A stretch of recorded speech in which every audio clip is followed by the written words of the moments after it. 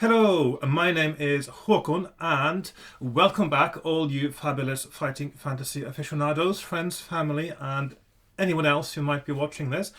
Because today I am playing the Fighting Fantasy Gamebook number 4, which is Starship Traveler, for the third time. And as you might know if you're watching this, my first two tries did not end that well.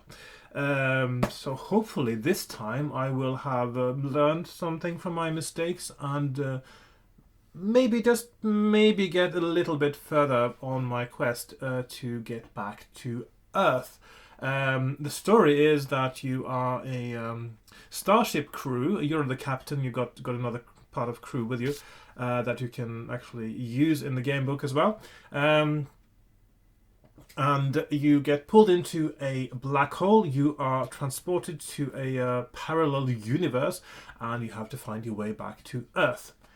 Simple, right? Or not? Let's find out when we play Starship Traveler.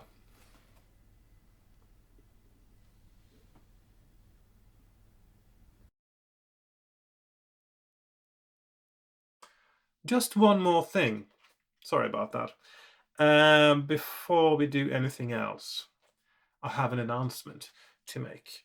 I actually finished playing this video at the time that I'm recording this, and it turns out that my overhead shot didn't record.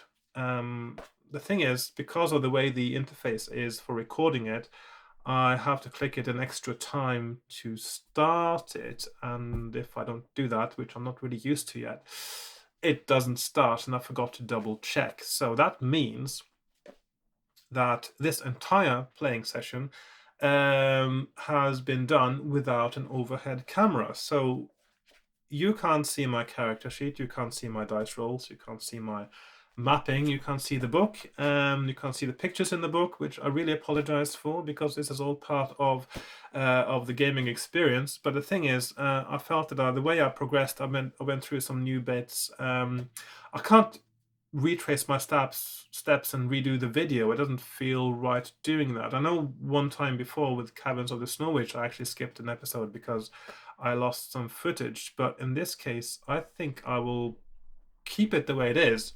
So you will only have my headshot, and you will get my voice, of course, reading the book. And I will tell you sort of what happens, but of course I can't be referring to things that that went on my desk now. So I'll just show you quickly. My character sheet isn't interesting because there's nothing much going on it, but my map at the end of playing looks like this. So you see I've added quite a bit since last time. I went over this way now, and then I went around here, and I went up here, and I even started on a second page. So I went some new ways, and I had some interesting encounters along the way. Very interesting. I think actually I enjoyed today's play more than the last one. So I do apologize for that, and next time I will make doubly sure that everything is recording before I start. And yes, so one episode out of quite a few, it seems, not quite going to plan. So yes. So without much further ado, I will leave you with the episode, and again, I apologize in advance. So.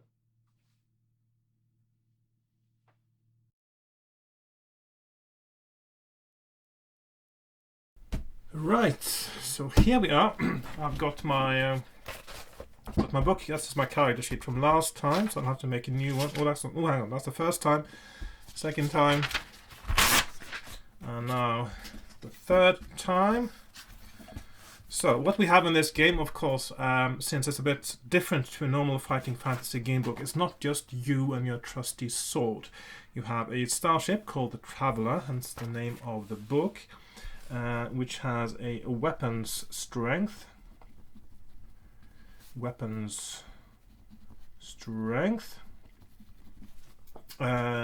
which I roll 1 die, and I add 6. So that is 10 again. It also has shields. And that's 2 dice, excuse me, plus 6. Was it 1 die plus 12? Let's check that now. I think it might be 1 die. Yeah, it's 1 die plus 12. Sorry about that. So 1 die plus 12, so that is 18. That's very useful. Then you have a whole lineup of crew. First you got your captain, that's yourself. You've got science officer, medical officer, security officer, engineering officer, guard 1, and guard 2. And if this sounds very familiar, it might be because you know about Star Trek, where this is pretty much your sort of your standard cast list. And you also got luck, which I haven't checked yet, I think, when I've been playing this, so I don't know how often that comes up. Right, so there we are. And of course, one of the things you do with the crew is that many times when you are told to beam down onto a planet, for instance, you are given the choice who to take along with you. And that's where the crew comes in a bit. And of course, sometimes a certain crew member is pivotal to whatever happens there, and they are essential, maybe for survival. So we'll just have to see. Anyway, so each of these have their skill and stamina, just like in normal fighting fantasy books. So that's me, skill 3 plus 6, so that's 9. Stamina 18. And so far these stats haven't been that important. It's usually your choices that kill you, not your abilities by the looks of it. Science officer.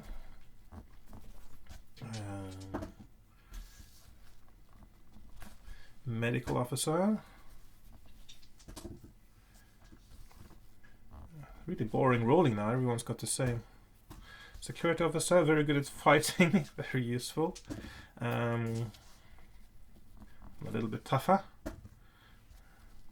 Now, for the non-fighting kind of civilian positions like science, medical, and engineering officer, they're not very good at fighting. So if ever there is it comes to fisticuffs of any sort, they are given -3 skill for their fighting ability. Their skill really is, very good guard there, is really how good they are at doing their own job, which is science, medicine, or engineering. So that's their main purpose of very good guards. That's useful. Okay. Very tough though. And luck, of course, the usual 1 die plus 6, 10. Okay. So. Okay. Right. So. I think that's all we need to get started. As usual, I haven't prepared a character sheet for this. I've got my map, which will get rather messy eventually now, because it's still reasonably tidy. If I do go any significantly different ways, it will get messy. Right. I think that we should just get started, really. Right? So, do I have everything I need? Let's see. Yeah. Okay. I think the camera is focused reasonably well today, and I will start. Oops, going back into space where nobody can hear you scream.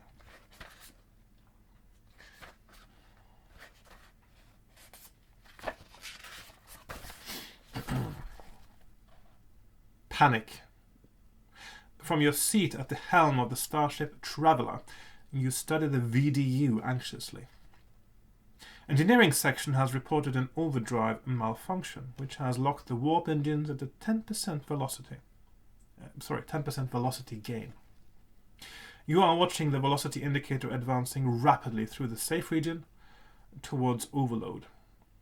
You hit the communicator button and call engineering for further news. It is not good. The malfunction cannot be traced, and it will take another 13 minutes for a system check to provide a full analysis. You are heading towards the Celsian Void, a known black hole. You may or may not avoid it, but your science officer has another plan. If you swing the ship through its immense gravitational pull, its gravity drag may help reduce your speed as you travel away from it. This is worth a try, but the navigational tuning will have to be precise. You swing the Starship hard to starboard as you enter the Celsian's gravitational field and fasten your eyes on the velocity indicator. To your great relief, the plan seems to be working. The gain comes down from 10% to 5% to 0 to minus 5%. Loud cheers come from the crew, but you're still watching the velocity indicator. It is now showing minus 15%, then minus 25%. I'm still falling. The ship is being sucked into the Celsian Void. You hit the red alert button and instruct all ship's personnel to strap themselves down. The ship begins to whine and shake as it rapidly accelerates towards the black hole. There is nothing you can do to avert the impending disaster. An almighty explosion rocks the ship and all the crew, including you, lose consciousness. Turn to 256. I just noticed that I have not stocked up on enough water for this journey, so I'll be right back in 2 seconds.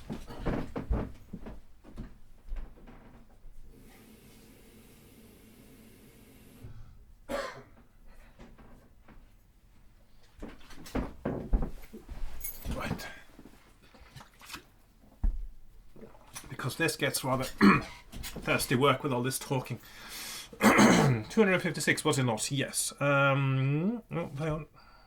Yes, 256. You and the other members of the crew are regaining consciousness. Again, you hit the communicator and call for systems damage reports. All systems appear to be intact, until engineering reports that the warp drive engines are dead. You are floating in space, but your drive reactor should be operational in 20 to 30 minutes. Your navigation officer is bewildered. He cannot identify your whereabouts, and the computer reports you are in uncharted space. Your science officer has run an event analysis, and you appear to have gone through the black hole, through a dimension warp, and you are now in what seems to be a parallel universe. After some delay, you regain warp drive. Long-range scan indicates 3 solar systems ahead, of which 2 may have intelligent life. Will you press on towards the life-bearing system ahead, turn to port towards the other life-bearing system, or turn to starboard towards the barren system? So, in my previous playthroughs now, I have gone to starboard, and I have gone to port. I've not gone straight ahead, so today I will go straight ahead and have a look at the life-bearing system ahead. And also I'll mess up my map completely, because there's not going to be room for that. You increase speed towards a dull blue planet. Oh, hang on, is that the dull blue planet I was at last time? Maybe it is. Okay. You increase speed towards a dull blue planet and start to orbit it. Short-range scanners indicate that it is a life-bearing planet. The most heavily populated area appears to be a city in the center of a large island. You may beam down into the center of this city, taking any other 3. Hang on, this is the same, isn't it? Oh yeah, I didn't spot this last time, but these 2 paragraphs here are actually the same. Okay, so I have been here before. Now, did I get anything of usefulness down on this planet that I will need? Let's see. So my continue onwards is 321.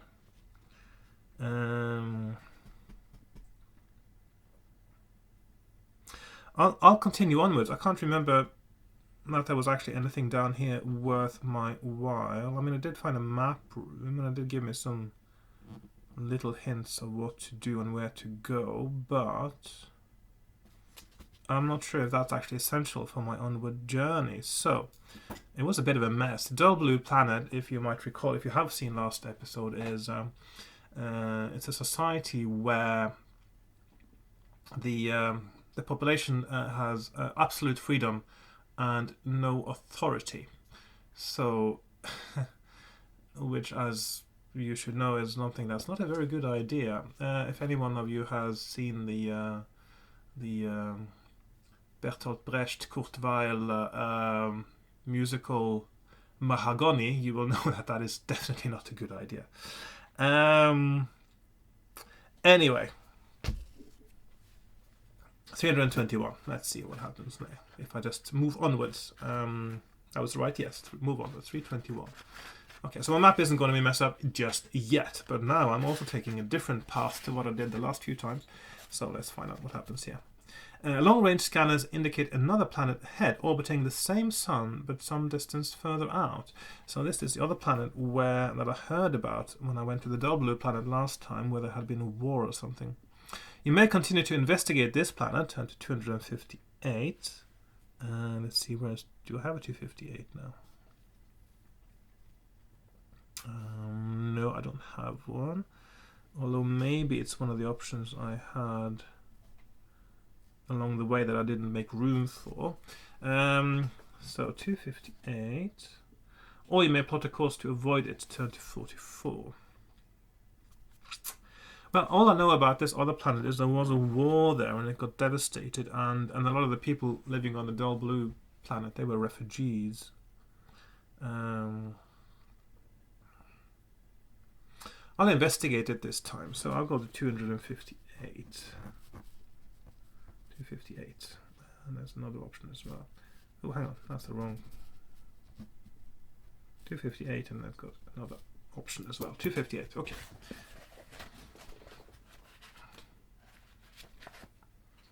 You approach a large red planet at sub-light speed and set an orbiting course.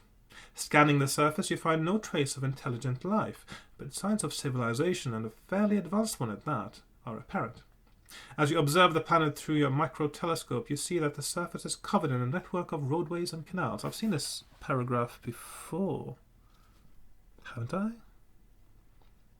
Sometimes when there are some paragraphs sometimes that are exactly the same almost for two different but they're two different paragraphs because something else has happened before that affects your knowledge, and therefore it's possible that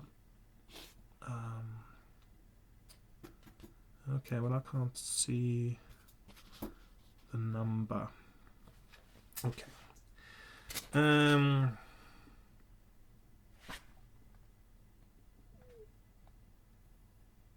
Yes. As you observe the planet through your macro telescope, you see that the surface is covered in a network of roadways and canals, focused every so often at what must be a population centre of some sort. Now, this sounds very much like sort of early drawings of Mars, and people thought there were somebody living there, and so when you looked at it through a telescope and you had that in mind and you had some dirt on your lens, you might see lots of interesting things. Try various radio frequencies, but there is no response. Would you beam down onto the planet's surface, or ignore this planet and continue onwards? 163. Ah, yes, there it is, 163. So, which means that probably 290 is that sort of similar paragraph to my 258 now. So, so that's an option there. Maybe this time I should have a look. I mean, what's the worst that could happen? Yeah, I know.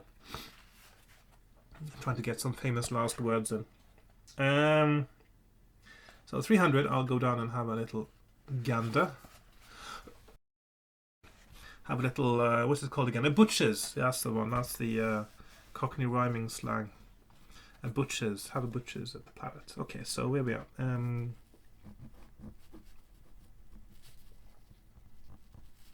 And for any of you not familiar with Cockney rhyming slang, it works in a way that you, instead of saying what you actually mean, you say something that rhymes with it. But sometimes a rhyming word is actually a phrase of two words. In this case, butcher's hook rhymes with look, and so that becomes Cockney rhyming. So butcher's hook became rhyming slang for look, and then you have a second generation rhyming slang where you actually remove the bit that rhymes, and then it becomes butchers. The same thing with taking the Mickey, which of course is a lot of the rhyming slang is based on names. So there's a Mickey Bliss, which is rhyming slang for taking the piss, and so you remove the last part again and it's taking the Mickey instead of taking the Mickey Bliss, because it's a lot easier to say the first bit. So this happens all the time, and it also makes it much harder to decipher Cockney rhyming slang if you don't know what it means, because the rhyming bit has just disappeared. Anyway, so yeah, that's your linguistics lesson for the day. Right, so 300. You choose a location within what ought to be one of the planet's main population centers. You select 2 crew members to accompany you down to the planet's surface. Okay, so we have, and I'll select these before I read any further because that's quite important sometimes. So it's me, the captain, and I think I'll take the science officer and the security officer. Yeah, science and security. No, hang on. Maybe I should do the. I can take a guard, science, and me. Okay, because I got a very good guard. Is very good at fighting, so I think that'll be okay. Well, no, there's been a war though. Maybe I should. Maybe I should just do the fighters for this one. Okay, so no science officer, me, security, and guard. Sounds good. Yes.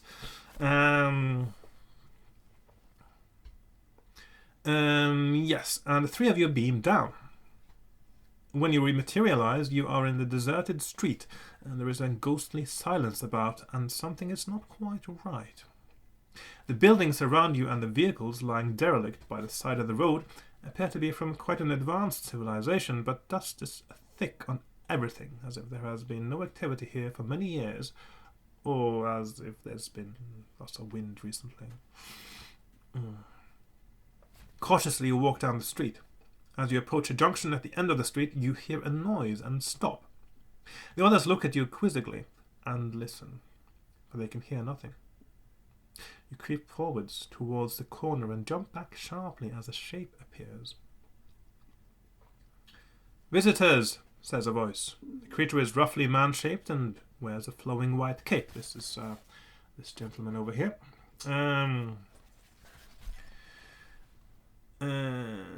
We have not had visitors for many years. You explain you are from another planet, and the alien nods its hairy head. You ask whether it is possible to meet someone in a position of authority, and the creature considers for a moment. Suddenly you hear a small click and a shrill buzzing noise, and the alien drops to the ground, scorched by a phaser blast from one of your party. You whirl round in disbelief. The attacker looks proudly at the dead alien, and you order your other companion to hold him. Snatching his weapon, you demand to know why he fired at the alien. "Why?" he gasps. "If I hadn't fired, he would have killed you. Did you not see the weapon in his hand aimed at you?" You certainly didn't see a weapon in the alien's hand, and neither did your other crew member. What will you do now? Ooh.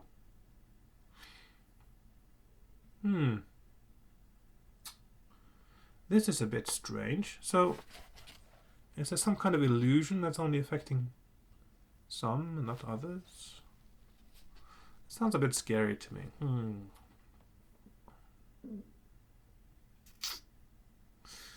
Okay, so the options are: have your trigger-happy companion sent back to the ship, beam the alien up to the ship to see whether anything can be done for him, or let your companion off with a caution and continue. I'll beam the alien up to the ship to see whether anything can be done for him. So, I don't know, this feels like a bad idea going down here now. Okay, I'll just go down this way on my map. That's going to work. Right, 112. Flipping your communicator, you instruct the ship to beam the alien back aboard so that your medical officer may have a look at him. If your medical officer is with you on the planet, she will have to accompany the alien back to the ship, and another crew member can come down to replace her. The alien disappears. You prepare to continue, but a message from the ship comes through. Apparently the alien did not arrive. You confirm that it definitely left the planet. There is little you can do about it now, and you leave the problem with your transmatter crew. Turn to 220. Okay. This is a bit bizarre. Something really strange is going on here. Turning the corner, you continue. Also at this point, really, shouldn't you be given the option just to to Scarpa, because obviously it looks a bit dodgy down here now. Turning the corner, you continue for several meters. Oh, a bit sniffly today. Must be the pollen. A noise behind you startles you, and you stop. With a sudden chill of panic, you realize what the noise is. It is the multiple hammer sound of a pre-laser weapon. Someone or something is firing a machine gun at you. Ooh, strange noise, isn't it? You drop to the ground and scream at your companions to do likewise. I think there's, I think I know what's happening. I just want to leave now. As you all lie there with bullets flying over your heads, the other two look at you puzzled. Captain, why are you lying in the road? Says one of them, standing up. To your amazement, he stands in a hail of bullets, completely unharmed. Gradually the sound fades and the other help you to your feet, looking at you in a most peculiar way. So we're all getting these hallucinations down here. A little further down the road you come across a large building. There's still no option to go back. Will you enter this building or continue down the road? So far everything we have seen seems to have been illusions, including the alien that met us. It's a bit of a mystery, this one. Anyway, so I'll go to 55, and there's another option as well.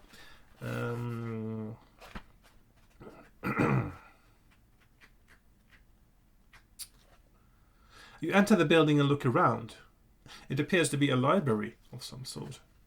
You notice on the entrance desk a type of newspaper and take it with you. Perhaps it will give you some sort of clue as to why this whole city seems to be deserted. Luckily, the library is computer controlled. You switch on the console, and after some whirring sounds, a voice comes back. Good afternoon, reader. What subject will it be today? Do you think they use a Dewey Decimal System here? Probably not. First of all, you ask for local history, but the most recent entry appears to be some time ago, when the city was bustling with life. One of your crew members rushes over. Captain, he says, I've just been looking at the astronomy files. There is a black hole which they think may be a space warp. It is in sector 288. Ooh, that's a number I'll probably need later. Okay, so sector 288. That's one of the coordinates I will need to win the game, and there's no coincidence it's a number that looks like a paragraph reference. This news is indeed exciting, and you instruct the ship to beam you back aboard to check this location. Turn to 130. So, okay, that's a vital piece of information. Maybe it's possible I could have got it somewhere else, but I don't know. But that is a good sign. Actually, I might have done the right thing here. So, 130. Okay, so we at 55 we get a sector 288. And then we beam back. Okay, so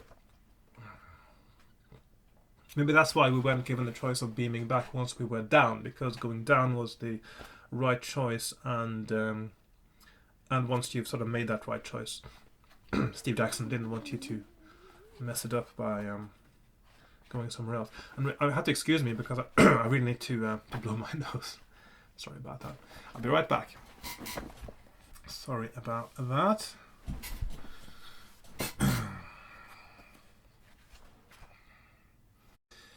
Where was I? 130. Back on board, you announce your news to the crew. As the navigation officer sets the course, you remember the newspaper and pass it on to the language lab for analysis. You may set your course either for a purple star just within long-range scanner range, We're a small cluster of stars some 2-3 light years off to starboard. So that is for purple star 233. Let's see if I got any of those numbers here already. Well, I've had 2 different numbers for the purple star already. Not the same one. Okay. Or 292. I'm going to go for the purple star again because I think there was something there that seemed useful. So, okay. 233, sorry.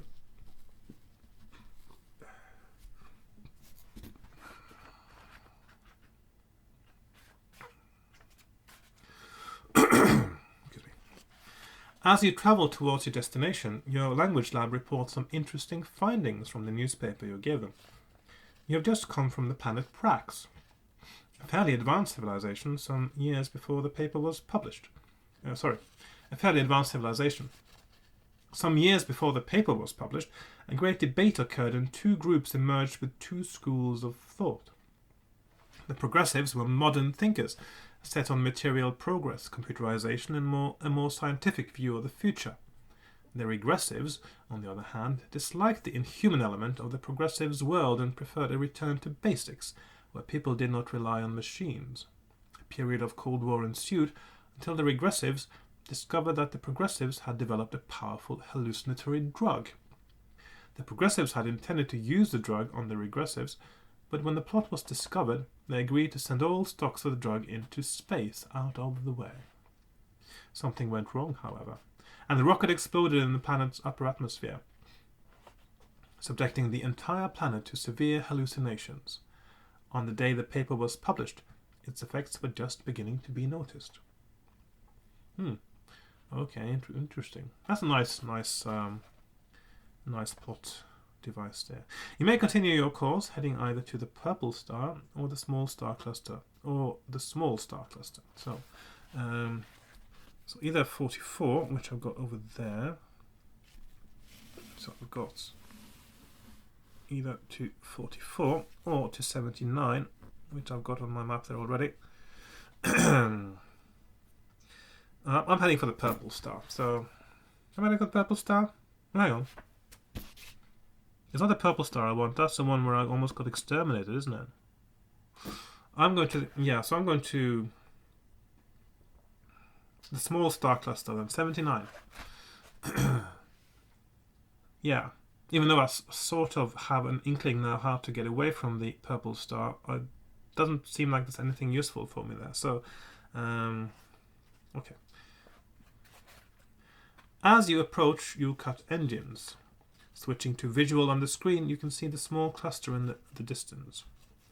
Suddenly your navigation officer wheels round. "Captain," he exclaims, "meteor storm dead ahead. We are moving straight into it. What will your command be? Evasive action or activate shields?" Shouldn't one really do both? Now, this is... If there's going to be any evasive action, that's my skill, which is 9. I'm not very comfortable with that. Probably safer with shields. Right, I'm activating shields. Let's see, where can I move to? Let's see if I just move down here. Okay. Just to make my map properly, impressively messy. 254 and 283. So that's evasive, evade, and shields. I'm going to do the shields, actually, even though that means maybe I'll get a bit of damage on my ship. Right. Unavoidably heading into the meteor storm, you sit tight and hope it will pass quickly.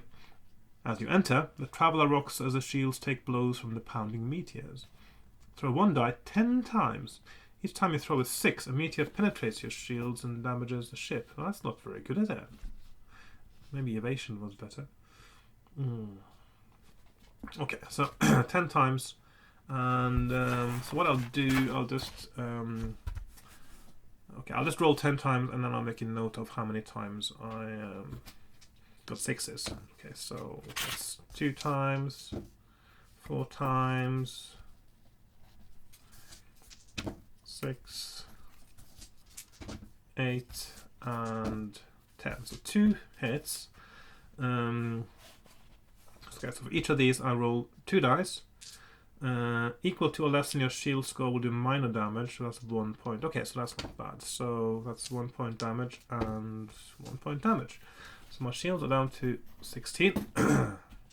This is one of the nice things about the way the system works for the shields, I think, in this book, is that once your shields are getting lower, sort of 12 and lower, there is a chance that you can do extra damage to them as well, because they are at lower strength, which I think is quite a clever and very simple mechanic. So I think that's well done there. Let's see. If after 10 throws your ship has not been destroyed, you sail through the meteor storm and can proceed to the small star cluster you were originally heading for. Turn to 60. So we are then going to 60. Okay.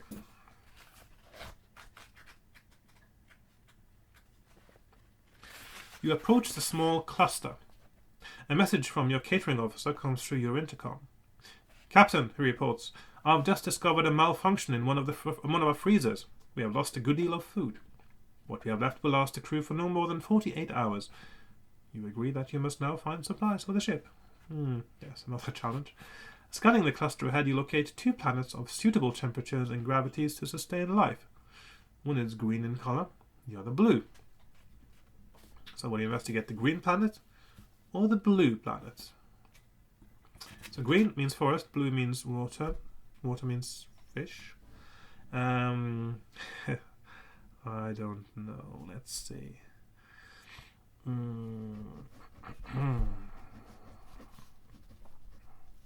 So we got 136 green or 260 blue. I'll go with the green planet. Yes, the green planet.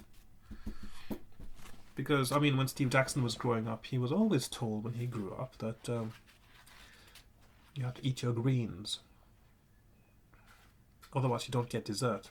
So I'm thinking maybe that's the thing, isn't it? Lots of edible things that are green, but not really any that are blue. You take up orbit position around the green planet. Scanning the surface, you find an abundance of vegetation and animal life. But there are no signs of intelligent inhabitants. Sounds promising. Do you wish to beam down? If so, turn to 28. Otherwise, you may leave orbit and head for the blue planet. So, okay. I am beaming down.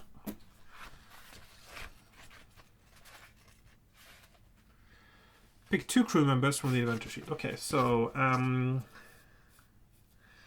maybe I'll still have a guard and a science officer. I think guard and science officer, because I mean it's plants and animals. Science officer might be useful, and the guard because some of the animals might be dangerous, and also there might be unintelligent, dangerous life of other sorts too. So. Yes, you enter the transmatter unit and minutes later you materialize in the dense jungle on the planet. As you get your bearings, you hear a sound. In the distance, coming closer, is something large crashing towards you through the undergrowth. Will you instruct your party to hide from it or draw their phasers? Right, so we've got hide, 184, hide, or phasers, 156, phasers. I'm going to hide, obviously, because that is the most sensible thing to do, isn't it?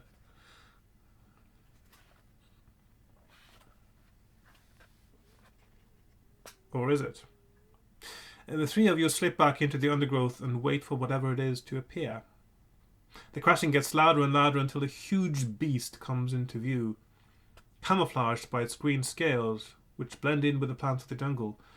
The creature resembles a large pig. Why would it be camouflaged if it runs around making that much noise? That doesn't make any sense. If you want to have camouflage, part of that is being stealthy, isn't it?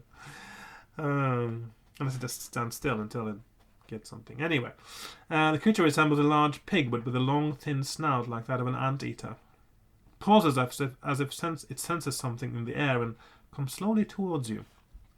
Suddenly you feel the foliage moving around you. To your horror, you realize you're hiding right beside another of the beasts. It's camouflaged so good that you were unable to distinguish it from the surrounding plants. Okay, that's fair enough then. It stands still and it's... yeah, okay. Okay, that's fine. The camouflage makes sense now. That's right.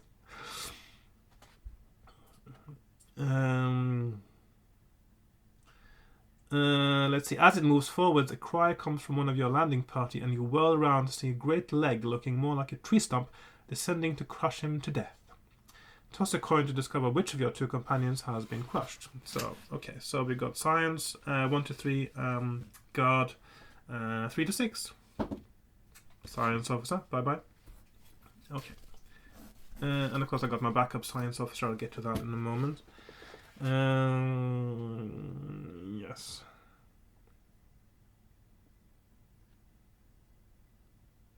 A second leg comes down. Throw 1 die. If the number is 1 or 2, your other companion has been crushed. If you roll a 5 or 6, you have been crushed. A 3 or 4 means you both are safe. Oof. 5. Your other companion has been crushed. Okay, so that's my guard gone as well. Survivors may now draw their phases and leap out of the way. But if you are dead, this adventure is over. Yeah, okay, I'm still alive. Only just. Okay. So, yeah. With weapons drawn, you watch the creatures carefully. There is a short exchange of calls, and your previous shelter crashes off through the jungle. You now stand facing the new arrival. Turn to 156. Okay. Will you set your weapons to stun or kill? Or will you wait to see if the beast leaves you alone? You know what, I'll say stun or kill. Well,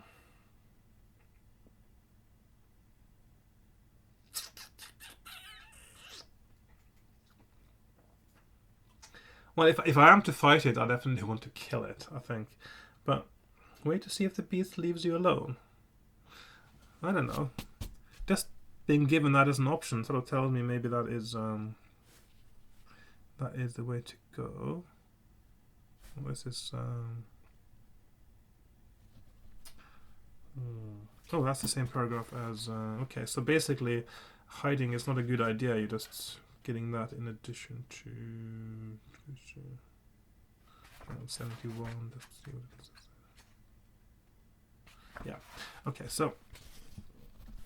because the hiding is just a little loop there, that brings you back to what would have happened if you just got your phases ready in the first place. I'm setting my phases to kill.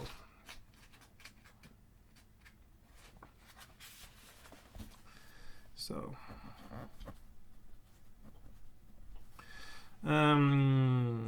the beast roars loudly as the blast strikes at point-blank range. With a violent crash, it topples over, dead. You contact the ship and order the beast to be beamed aboard. It will certainly provide a few good meals for the crew. You may now either start gathering vegetation for food, or go off in search of other animals to hunt. Okay, so... that seems fine.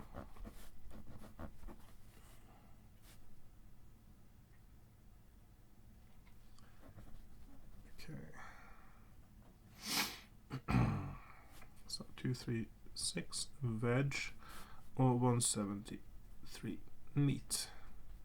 Yeah. Vegetation.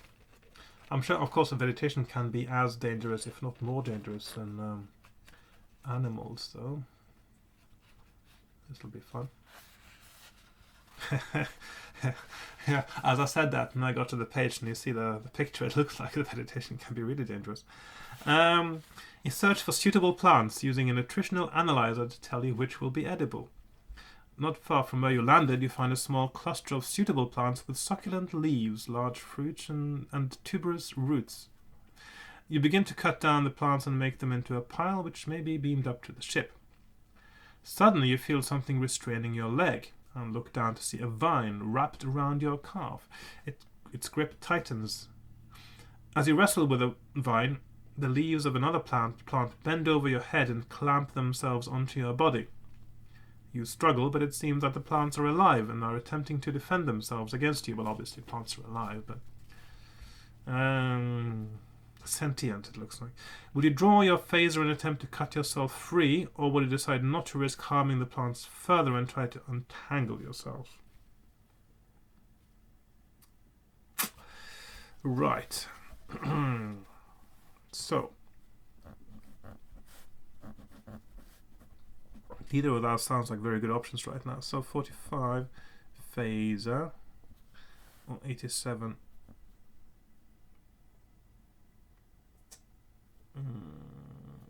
untangle. Untangle sounds very unlikely. I mean, they did wait a bit before they attacked me, and I was sort of cutting plants. So they've obviously decided I am an enemy now.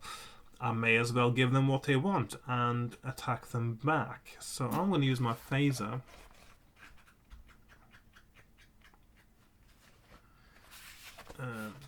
Adjusting the heat setting on your phaser, you fire a beam along the ground, making a circle around yourself. To your relief, the pressure on your leg eases, and you are now able to rip the vines from you. However, the drain on your phaser's energy has been severe, and you will not be able to use it until you have recharged it on the ship. You may either return to the ship, turn to 311, or continue looking for animals to hunt for food without a phaser. Whatever you choose, you have already cut down a fair quantity of vegetation and have this, beamed back aboard. So, right, so we've got, so that seems like an okay choice then. So 40, okay. 311 return, or 173 animals. Oh, hang on. That's this one down there. Should I just go and see what happens with the animals now? Using a portable scanner to locate more animal life, you track down another of the hog-like creatures. Eventually you come across a clearing where 3 of these beasts are drinking water. If you're able to use your phaser, turn to 200. If not, you may tackle them with your bare hands. That doesn't sound like a very good idea. And I'm not given an option of just going back now. Okay. If I'm able to use my phaser. That was a bad idea. Okay, so 22. I only have one option here, obviously, and that is 22. Tackle them with my bare hands. And you and any crew members with you. Yeah, just me. Spring on the creatures. These beasts are squins. For hand-to-hand combat rules, turn to 342, but remember this reference so that you can return afterwards. If you have other crew members with you, you may order them to attack one of the beasts. The creatures will only attack if they are being attacked themselves. Okay, so I can attack them one at a time at least. You must kill at least one before you're able to contact the ship. But once one lies dead. Why do I have to do that? Because couldn't I just then not attack them? But once one lies dead, you may beam up at any time, taking your prey with you. Okay, so I'll have to attack and fight one of them in that case. And this should be just standard Fighting Fantasy rules. Just double check now.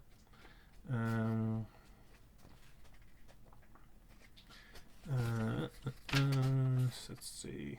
Because the only time it's really complicated is if there's multiple attackers with multiple aliens to attack. So yeah, so that's just standard combat rules now. Okay, so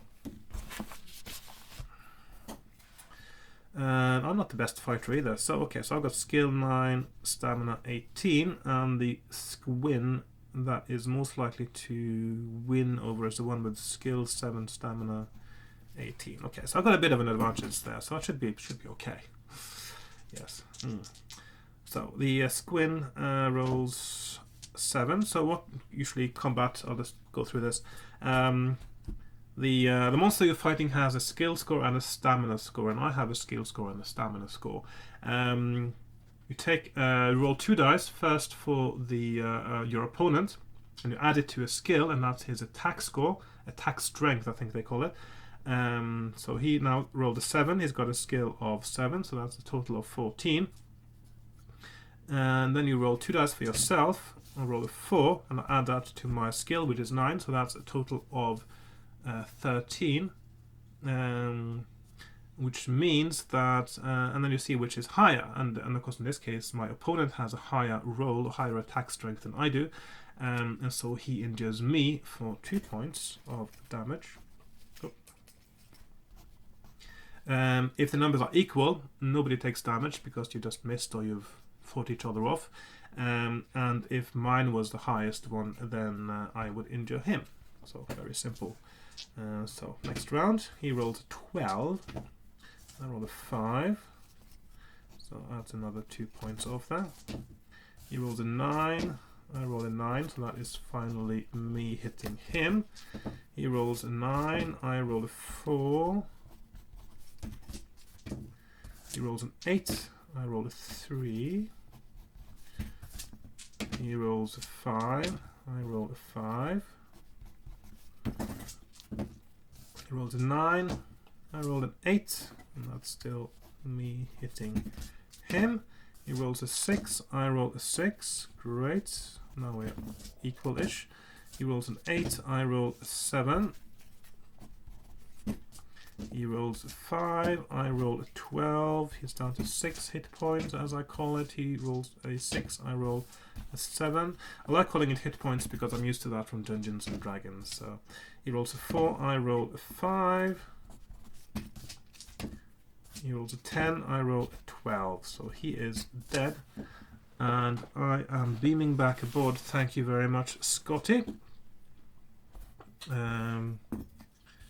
So, and that is 311. Beam back aboard. Okay.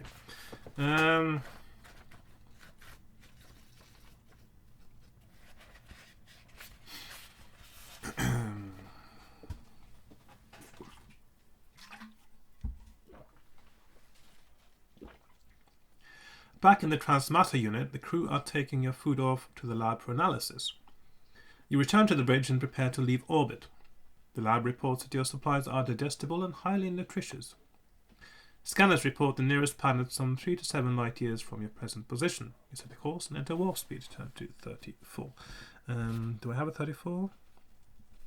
Don't think I do.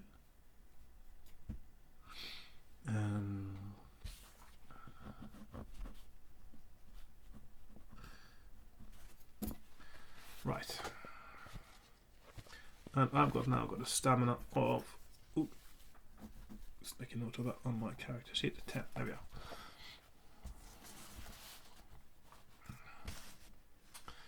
Right.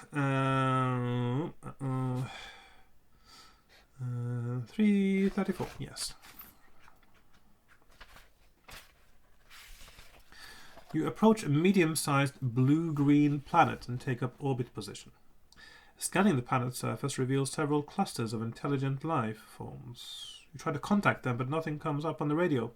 Will you beam down onto the planet to investigate, turn to 13, or leave orbit and continue onwards? Okay, so maybe, let's see, 34. I don't have 34, do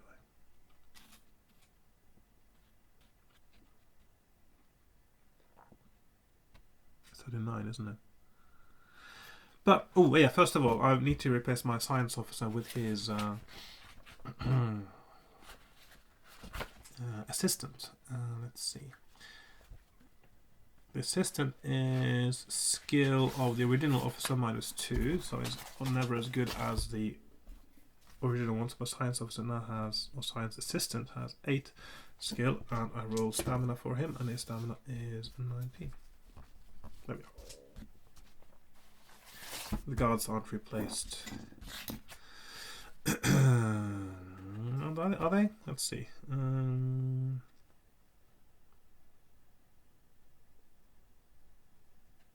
Oh, the guards as well. Okay.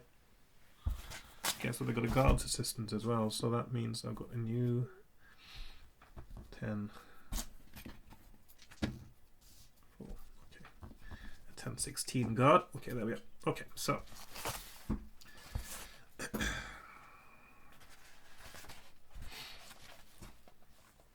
Will you beam down to investigate? Well, I've sort of been doing it so far. I may as well do it here as well. Excuse me. Continue onwards. 203.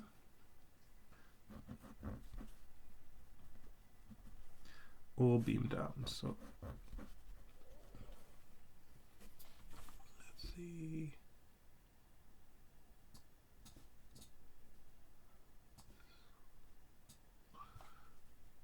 Yeah, sorry, I have to check something there. Nope, so I can see my video feed on the screen here. So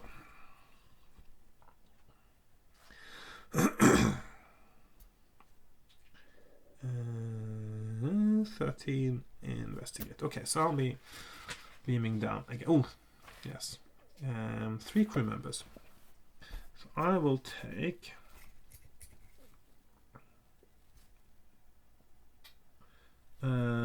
security officer, myself, of course. Let's see.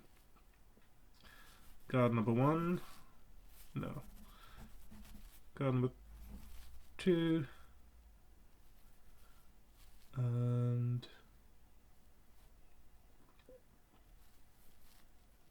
yeah. How does healing work here? Does they have a chance of... Hang on, just to check now.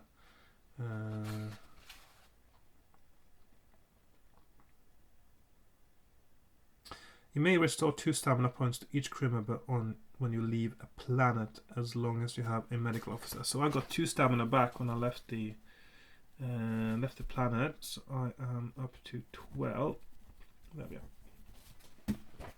Right.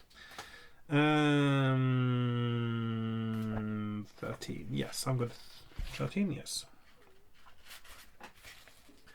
You land on the planet and look around. A thunderstorm is raging around you, and it is pouring with rain. You are standing on rocky ground about 100 meters from what appears to be a village of some kind. 3 aliens, presumably villagers, are shuffling around about halfway to the village, but as you appear, they are startled and turn to face you. They are strange, podgy creatures with long necks and stumpy legs. So these rather strange-looking things there. Oh, of course, it doesn't focus so well now. One of the aliens turns and waddles off back to the village at what must be a running pace. The other 2 are advancing towards you with weapons, long pointed sticks drawn. Will you wait for them to arrive? Walk towards them to meet them halfway, or make a dash for the village. Alright. I'll wait for them to arrive. Maybe that sort of shows the kind of walking might actually, they might think that's a hostile act. Because it looked, to them it will look like I'm rushing towards them, probably.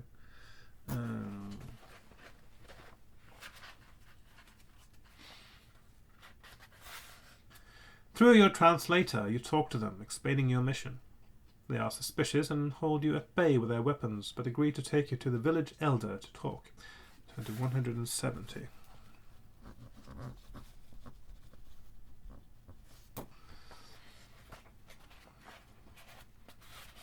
As you enter the village area, other aliens shuffle towards you inquisitively. You are marched to a large hut in the center of the clearing to meet the village elder. You enter this hut and see a large, somewhat wrinkled alien squatting in a far corner. After you have exchanged introductions, you begin to question him. Would you ask him about the planet and its inhabitants? Or do you believe that this primitive race can be of little help in your mission, but ask anyway about their knowledge of astronomy? Well, you never know. I'll ask about astronomy. They might be extremely intelligent, really. Well, as you suspected, their knowledge of astronomy is virtually non-existent. Well, you wind up your talk and signal the ship to beam you back on board. They'll be bewildered as you dematerialize in front of them. On board ship, you plan your next course. Turn to 203. So,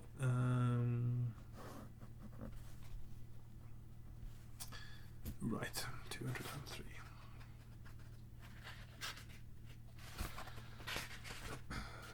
You leave orbit and probe with your scanners for likely destinations. Some 3.3 light years away is a large red planet which you can head towards. Turn to 126. 126.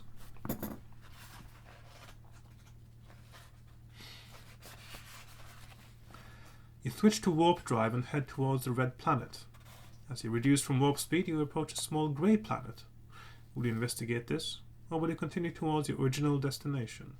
So, 261 or 3291. Grey. I'm going to investigate the grey planet, obviously.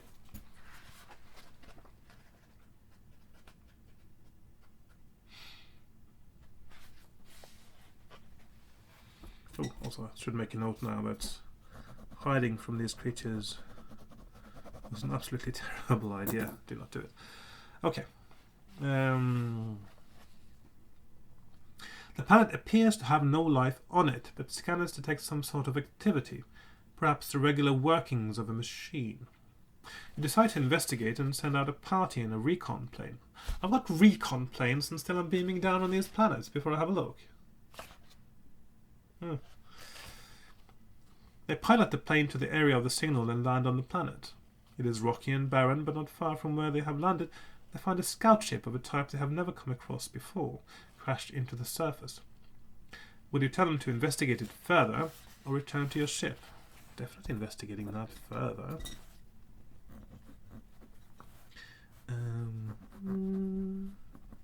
So investigate 176 and returning to ship 66.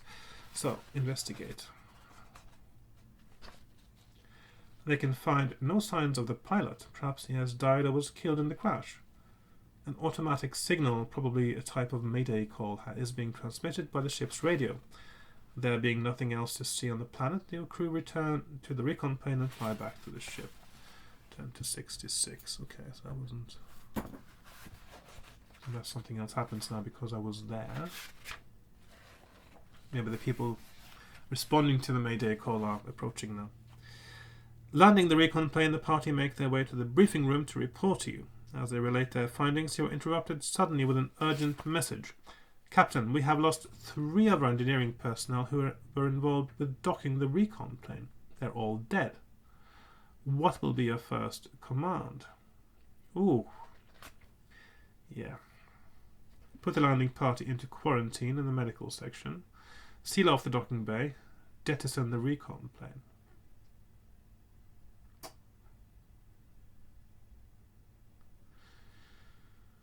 Right.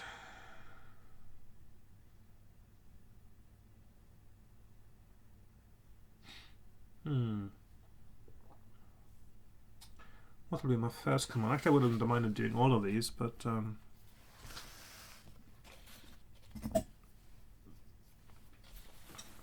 so we've got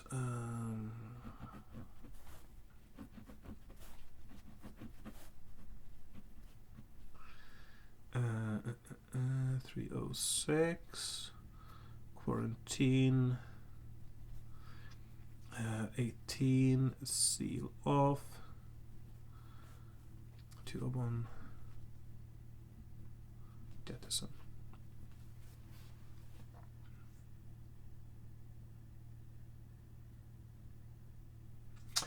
Well, I'll start with a quarantine. Well, this might. I mean, it might be. It might be non-organic, of course, whatever caused this. In which case, I mean, if it's some kind of poisonous gas or something they got exposed to, so it could be biological, or it could be chemical. If it's chemical, then I want to seal off the docking bay or jettison the recon plane. If it's biological, I want to quarantine the the party.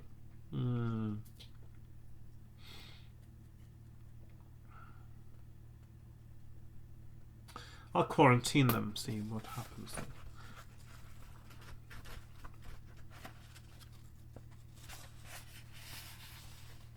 The landing party are rushed off to the medical section for observation, but they appear to be fit and healthy. Meanwhile, we receive another report. 3 more crew members have mysteriously dropped dead, this time in the engineering section. There is a chance that one of these will be your engineering officer. Throw 2 dice for each of these 3 victims. If you throw a double 6 or double 1, you have lost your engineering officer. Okay, so 1, 2, and 3. No. Turn to 172. Okay, so that wasn't the right choice, the first one there then. Your science officer reports to you with a suggestion. Throw 2 dice. If the number rolled is equal to or less than your science officer's skill, of course he's not that good because he's just the assistant, so he needs to roll an 8 or better. He did. Okay. Time to 153. So I'm going to 153. He suggests you seal off the docking bay, as it seems apparent that a poison of some kind has been brought back to the ship in the recon plane. No doubt the landing party are not affected, as they were wearing EVA, extravehicular activity suits. You agree and give them command. You also have the areas of the engineering lab which have been affected sealed off. Turn to 18. Okay, so that is the correct choice then. So that is... oh, I don't have a blue pen now. So that, I'll just do a circle there, show that's the correct choice.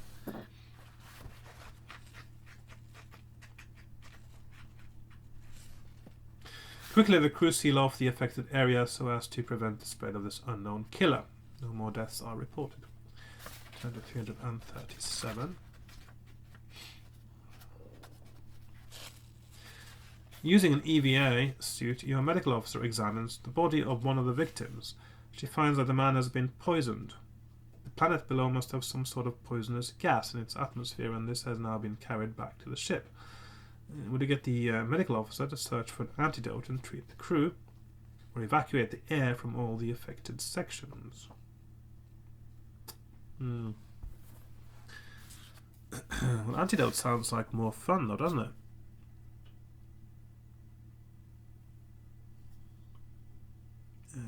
So 337, let's say 337, and then 223 and antidote. Okay, I'll try to find an antidote because that's more fun. Roll 2 dice for your medical officer, so that's a skill test for him. He's got a skill of 9. He rolls a 4, so he made it. Turned to 129, so he manages to do something useful. Your medical officer comes up with a possible antidote and tries it out on herself, entering the affected area without an EVA suit. Watching her on a monitor screen, you see her enter the docking bay. Moments later, she falls to her knees. Her antidote has not been successful and you lost your medical officer. Well, if your medical officer wants to be that stupid, then sure, why not? So we've got a new assistant medical officer who has a skill of 7 and a stamina of 21. Like so. Okay. If you're essential to a mission, you go and find a volunteer that will try out the antidote. You do not try it on yourself. So that's extremely selfish of the medical officer doing that. 284. Okay, so that's the wrong choice as well then. Where's my red pen now? 223 antidotes. Do not do antidotes.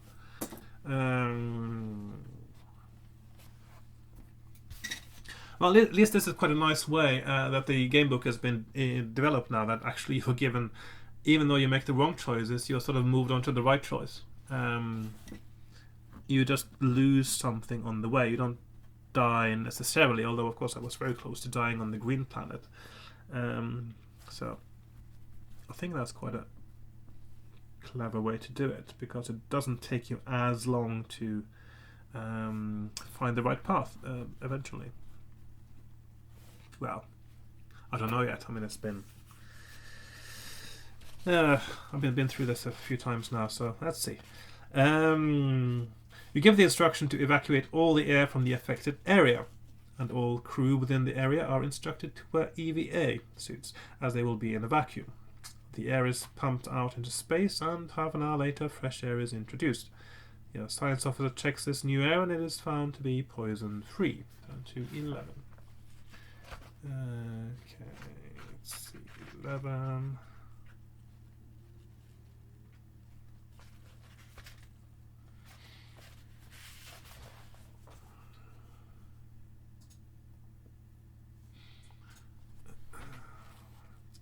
Back on the bridge, you set your course. Ahead of you are 2 planets. You may head for either a large red planet, or a blue planet, or a small, fast-moving spot which shows signs of life. Okay, that's interesting enough. So we've got. Maybe I should go for a new page now. Okay, so we're starting with number 11 now.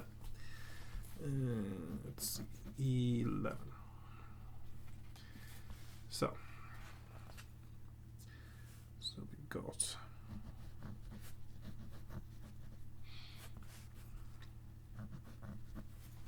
Oh, I'm sitting more and more askew now. Oh, let's see, let's do more like this. So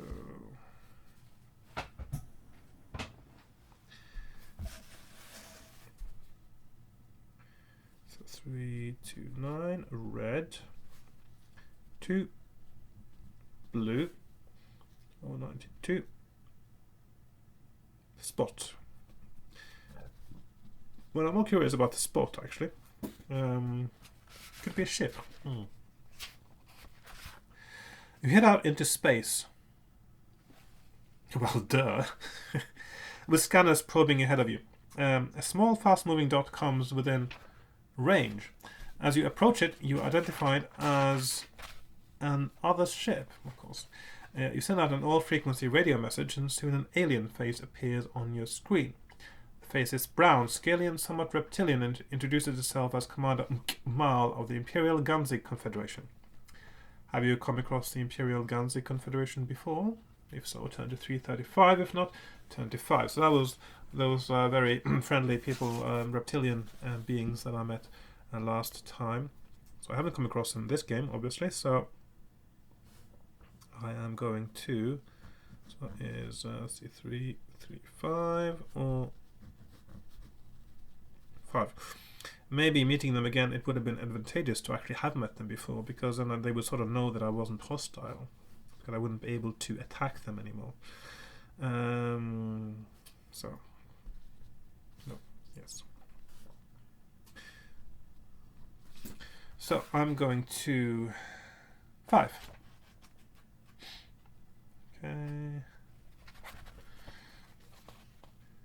Kmal declares that you are trespassing in Confederation territory and claims you as a prisoner. He instructs you to follow his ship to a nearby starbase.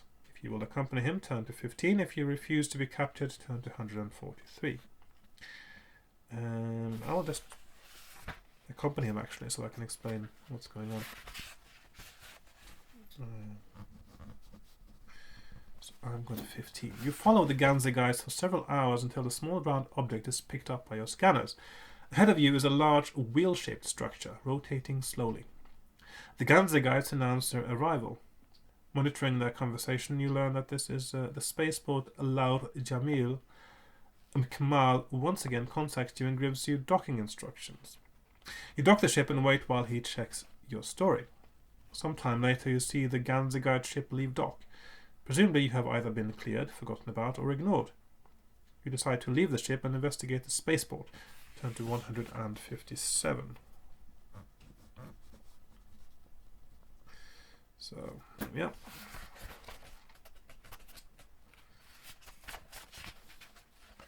Inside the spaceport, you follow the corridor until you are approached by a hovering device of some kind. It announces itself as a service robot and asks if it may be of assistance. You may ask it to take you to someone of authority, whether there are recreation facilities here, how you might go about giving the ship a service overhaul, but I'm not doing that. Recreation facilities? No, I'll take to someone of authority, I think is your traditional thing, isn't it? We come in peace. Take us to your leader. Right, so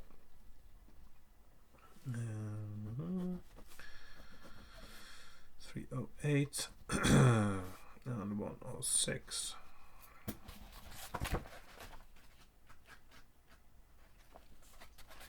The service robot leads you to a waiting room. After several minutes, you are shown into a plush office with polished metal walls.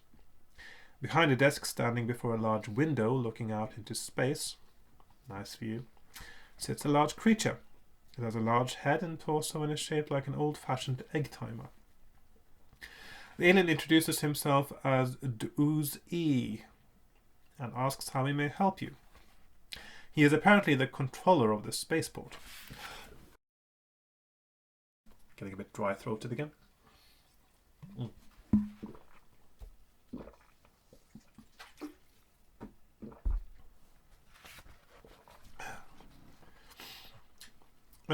You explain your position and ask whether he may be able to help you find your way back to your own universe. He asks you to wait while he contacts his mapping section. Sitting bolt upright in a state of meditation, he appears to be contacting someone by telepathy. You wait patiently. Suddenly he snaps out of his trance. I cannot guarantee that this information will help you, he says, but my mapping officer has done some studies on gateways between universes. It seems likely that two universes will touch in the near future. Stardate 77. Ooh. I've got a location and a time. Stardate 77. To be precise, although there is no way of telling whether this is likely to be your own universe. You will be able to transfer only through a black hole, but it cannot be certain which one. You thank him for his information and return to the ship. Turn to 242. Okay, so this may be possibly the place where I get the vital information I need to... so, Stardate 77. Okay, so... turn to 242. If those two pieces of information I have now, which is the sector and the star date, are the ones I need to get through the game, I just have to make sure I get to where I can use that information. So 242. Right.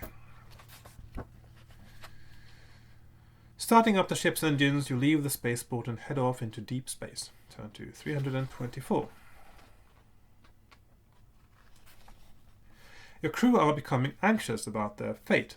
Will they be spending the rest of their lives searching space for a dimension gate which may never appear? You are called on to make a statement to reassure them.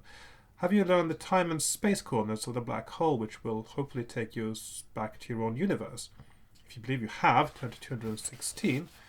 If you have not yet found them, turn to 197. Okay, so I believe I have. 216. Okay, I presume if you now say that you haven't, then sudden risk of mutiny, I would imagine. I believe I have. I'm going to 216. You call all your section heads to the briefing room and announce that you believe you have the space and time coordinates for a likely black hole. If your velocity and timing are right, you ought to be able to pass through this black hole, which may be the Celestian Void, and emerge in Earth's universe. You return to the bridge and prepare for the journey, setting off towards your black hole. Subtract its time coordinates from its location coordinates and turn to the number that this gives. So, 288 minus 77 is 211. So I am going for, well, let's put that like this, and a star 211, because that's not a direct reference from 216. Let's see. Set course and arrive at the black hole, dropping out of warp speed some distance from it. Carefully planning your angle and entry velocity, you head into the dark void. You feel the ship being taken by the immense gravitational force and order all crew to strap themselves in. Suddenly, the ship lurches forward and begins to speed up. The D-force is so strong that you, along with the rest of the crew, pass out. Turn to 339.